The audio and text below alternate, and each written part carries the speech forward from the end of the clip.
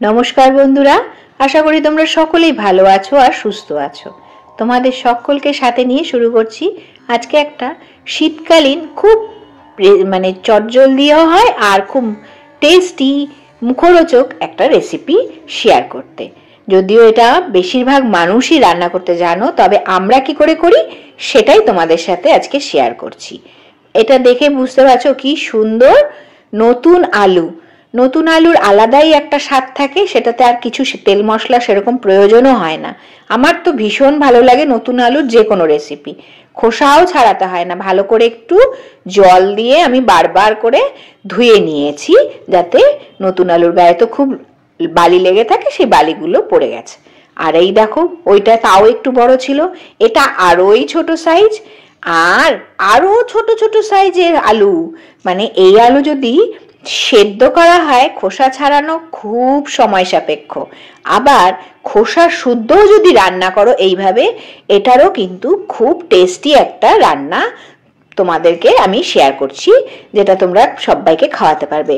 আরো কয়েকটা রেসিপি আছে এটার, আমি এক এক করে পুরো শীতকাল জুড়ে তোমাদের সাথে সেগুলো শেয়ার করব। খুব চটজলদি, ধরো তোমার কিছু ডালের সাথে ভাজা খেতে ইচ্ছে হয়েছে বা ডালের সাথে তরকারি খেতে ইচ্ছে হয়েছে, তাহলে অবশ্যই অবশ্যই এই রেসিপিগুলো শেয়ার করছি যেগুলো, সেগুলো একটু লক্ষ্য রেখো, তোমাদের খুব উপকারে লাগবে। আমি জানি না এই ছুরিটা দেখানোতে ইউটিউব আবার কিছু প্রবলেম করবে কিনা। চাইছি আমি অংশটা কেটে দিতে, কিন্তু কি করেই যেন কাটতে আর পারছি না।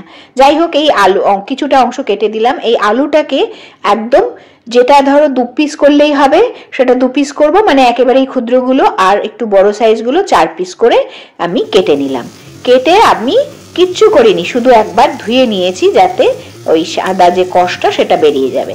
তারপরে কড়াইতে ভালো মতন তেল গরম করে তার মধ্যে শুকনো লঙ্কা আর কালো জিরে ফোড়ন দিয়ে ছেড়ে দিলাম আলুগুলো।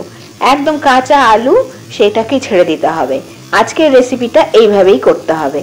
আর এখন দিয়ে দিচ্ছি পরিমাণ মতন একটু হলুদ, আর তার সাথে পরিমাণ মতন লবণ। ব্যাস, আর কিচ্ছুর প্রয়োজন নেই।